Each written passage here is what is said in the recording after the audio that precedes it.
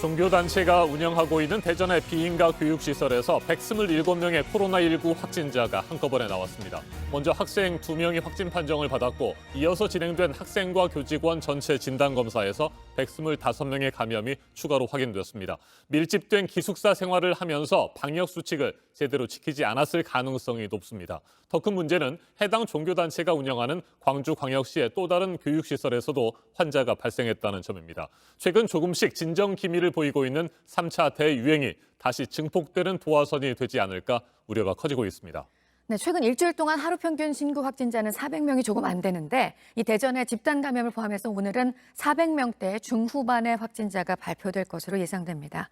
다음 달 2월부터는 어떤 거리 두기 단계를 적용할지 정부가 이번 주에 결정을 할 예정인데요. 이렇게 어디서 어떻게 터져나올지 모르는 집단 감염 사례들을 고려할 수밖에 없을 것으로 보입니다. 첫 소식 강버들 기자입니다. 한꺼번에 많은 확진자가 나온 대전의 IEM 국제학교입니다. IEM 선교회가 운영하는 비인가 교육시설입니다. 어제 이 학교 학생 2명이 전남 순천과 경북 포항에서 각각 확진돼 대전시가 급하게 학생과 교직원 146명을 검사했습니다. 밤까지 125명이 추가로 양성 판정을 받았습니다. 밀집된 시설에서 많은 학생들이 기숙생활을 함으로써 집단 감염이 발생한 것으로 파악되고 있습니다. 포항에서 먼저 확진된 학생이 일주일 전부터 기침과 인후통 등 증상을 보였다는 역학조사 결과에 비춰 시설 안에서 유증상자 관리 등 방역수칙도 제대로 지켜지지 않았을 가능성이 큽니다. 광주광역시에서도 IEM 선교회 관련 교육시설에서 집단 감염이 발생했습니다. 어제와 그제 한 교회에서 18명이 확진됐는데 방역당국은 교인의 자녀들이 다닌 TCS 국제학교에서 바이러스가 퍼진 걸로 보고 있습니다. 1층은 TCS 에이스 국제학교가 되고요. 3층에서 함께 거주를 한 것으로 드러났습니다. 그래서 소정의 교육을 하고 그다음에 먹고 자고 하는 것이 3층에서 다 이루어졌습니다. 확진된 교인이 운영하는 교회 옆 어린이집 원생 115명과 직원 등이 모두 검사를 받기도 했습니다. IEM 선교회가 운영하는 기숙 형태의 교육시설이 전국 곳곳에 있어 또 다른 감염도 우려되는 상황입니다. 어제 0시부터 밤 9시까지 확진자는 415명으로 오늘은 400명 중후반대 확진자가 예상됩니다. 지난 한 주 하루 평균 신규 확진자는 392.6명, 이 중 지역 발생은 365.3명으로 거리두기 2단계 범위로 줄어들었습니다. JTBC 강버들입니다. 코로나19 바이러스는 사회적 거리 두기가 느슨해진 틈을 비집고 들어가 지금도 매우 빠르게 퍼지고 있습니다. 특히 콜센터와 사우나, 요양시설 등의 방역망이 잇따라 뚫리고 있습니다. 윤영탁 기자가 보도합니다. 서울 강남의 한 콜센터에서 모두 22명이 코로나19에 감염됐습니다. 지난 22일 직원 1명이 확진 판정을 받았고 순식간에 전파됐습니다. 다른 동료와 접촉자 등 81명을 조사했는데 아직 60명이 결과를 기다리고 있습니다. 환자가 더 늘어날 가능성이 높습니다.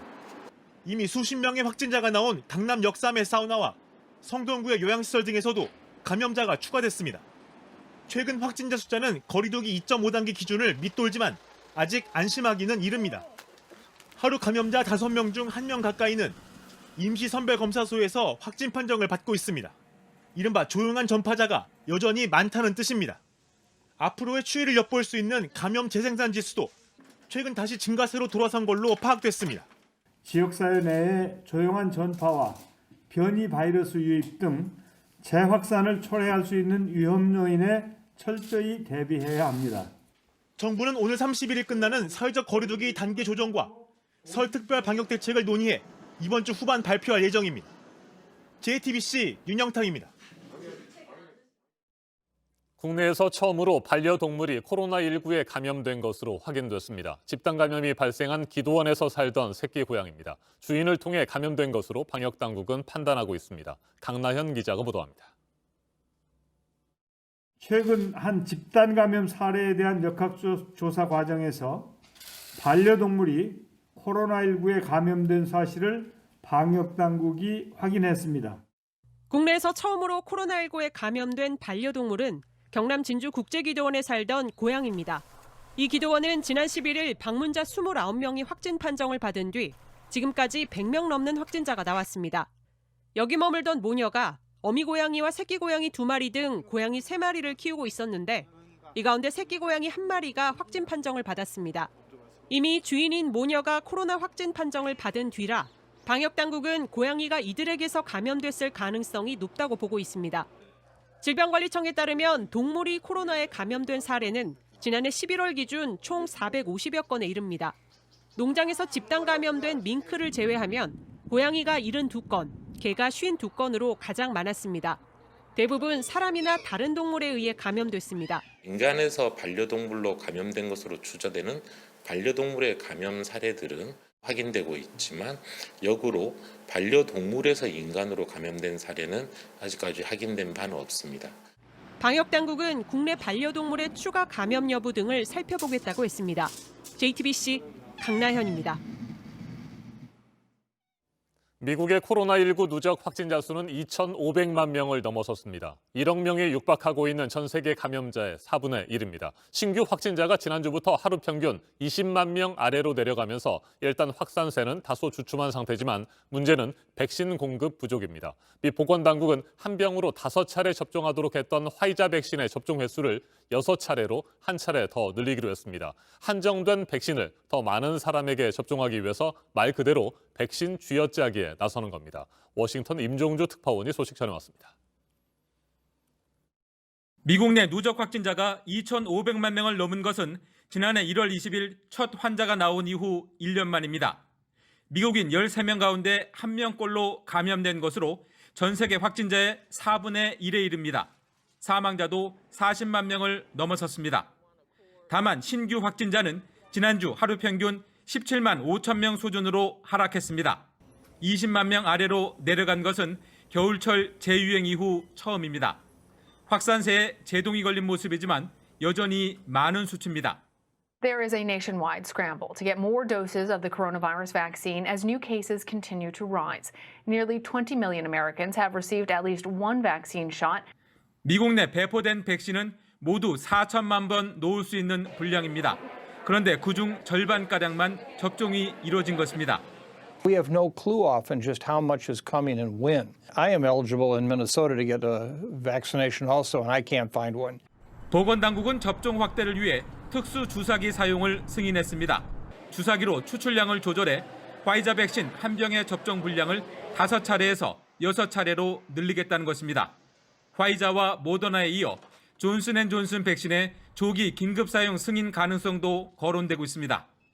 백신 접종이 속도를 내지 못하면 변이 바이러스가 더 빨리 새로운 유행을 부를 것이라는 우려가 커지고 있습니다. 워싱턴에서 JTBC 임종주입니다. 백신 부족 사태는 현재 미국만의 문제가 아닙니다. 상당수 국가들이 당초 계약했던 물량에 크게 못 미치는 백신을 공급받고 있습니다. 화이자에 이어 아스트라제네카도 공급이 지연되고 있습니다. 유럽 국가들은 계약 위반이라며 법적 대응까지 예고하고 나섰습니다. 서준석 기자입니다. 제약업체 아스트라제네카가 현지 시간 22일 백신 공급이 지연될 것이라고 밝혔습니다. 아스트라제네카는 올해 3월 말까지 27개국에 약 8천만 회분의 백신을 공급할 계획이었습니다. 하지만 최근 백신 생산을 위탁한 인도 공장에서 화재가 발생하는 등 차질이 생겼습니다. 아스트라제네카 측은 얼마만큼의 공급이 어느 정도 지연될지 밝히지는 않았습니다. 다만 로이터 통신은 한 유럽연합 관계자를 인용해 1분기 공급량이 예상보다 60%가량 줄어든 3,100만 회분일 것이라고 보도했습니다. 앞서 화이자도 벨기에 생산 시설 공사 등을 이유로 백신 공급량을 줄이겠다고 밝혔습니다. 유럽연합은 접종 계획에 비상이 걸렸습니다. 주세페 콘테 이탈리아 총리는 자신의 페이스북을 통해 심각한 계약 위반이라며 법적 대응에 나서겠다고 했습니다. 계획보다 적은 양의 백신을 손에 쥐게 된 오스트리아, 폴란드는 물론 EU 비회원 국가인 스웨덴 등도 모두 대응에 나서겠다고 밝혔습니다. 관심은 우리나라가 받기로 한 백신입니다. 질병관리청은 현재까지 공급 계획에 변동이 없다고 했습니다. 백신 회사로부터 공급 차질과 관련 별도의 연락을 받지 못했다고 했습니다. 질병관리청은 국내 기업이 위탁 생산하는 아스트라제네카 백신을 1분기부터 공급받을 예정이라고 했습니다. JTBC 서준석입니다. 이처럼 백신 부족 사태가 세계 곳곳에서 이어지고 있는 가운데 집단 면역 실험을 진행하고 있는 이스라엘은 국제선 여객기 운항을 한시적으로 중단하기로 했습니다. 변이 바이러스 확산이 매우 빠른 데다가 치사율마저 높은 것으로 전해지고 있기 때문입니다. 유럽 각국도 국경을 차단하는 조치를 서두르고 있습니다. 성문규 기자입니다. 늘어선 비행기들 사이로 정적이 감돕니다. 드문드문 공항 이용객들이 눈에 띄지만 당분간은 이마저도 볼 수 없게 됐습니다. 이스라엘 당국은 오는 26일부터 엿새 동안 국제선 운항을 중단하기로 했습니다. 추가적인 변이 바이러스 유입을 차단하기 위한 조치입니다.